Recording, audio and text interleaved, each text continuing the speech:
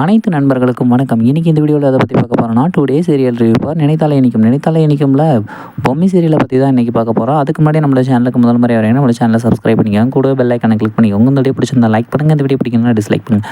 வாங்க ஃப்ரெண்ட்ஸ், வீடியோக்குள்ளே போகலாம். இந்த பொம்மி சீரியலில் ரொம்பவும் சுவாரஸ்யமாகவும் இன்ட்ரெஸ்டிங்காகவும் கதையை கொண்டு போயிட்டுருக்காங்க. புது புது நியூவான மூவி பற்றியான கேரக்டர்லாம் கொண்டு வந்து இப்போ கதையை வந்து ரொம்பவும் சுவாரஸ்யப்படுத்திட்டு இருக்கிறாங்க.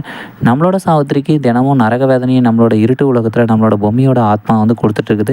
இதை பார்த்துட்டு நம்மளோட அகோராதிபதி மனோவால் தாங்கவும் முடியலைங்க, அதை தடுக்கவும் முடியலைங்க.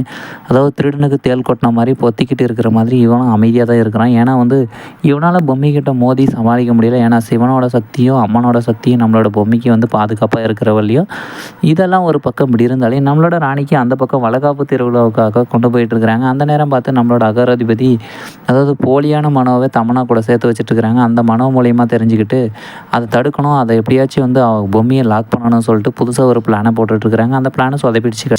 நம்மளோட பொம்மையோட ஆன்மா அதுக்கு முன்னாடியே முந்திக்கிட்டு போலியான எல்லா விஷயத்தையும் ராணி எல்லாரையுமே உருவாக்கி மனோவோட அதாவது அகோராதிபதியோட மூஞ்சில் கறியை பூசிடுச்சிங்க. அடுத்து என்ன நடக்குதுன்னு அடுத்து ஒரு சுவாரஸ்யமான வீடியோவில் சந்திக்கலாம் ஃப்ரெண்ட்ஸ். இந்த வீடியோ பிடிச்சிருந்தா லைக் பண்ணுங்கள், இந்த வீடியோ பிடிக்கலாம் டிஸ்லைக் பண்ணால் நம்ம சேனலை சப்ஸ்கிரைப் பண்ணிக்கோங்க. கூடவே பெல் ஐக்கானை கிளிக் பண்ணிக்கோங்க. தேங்க்யூ ஃபார் வாட்சிங் ஃப்ரெண்ட்ஸ்.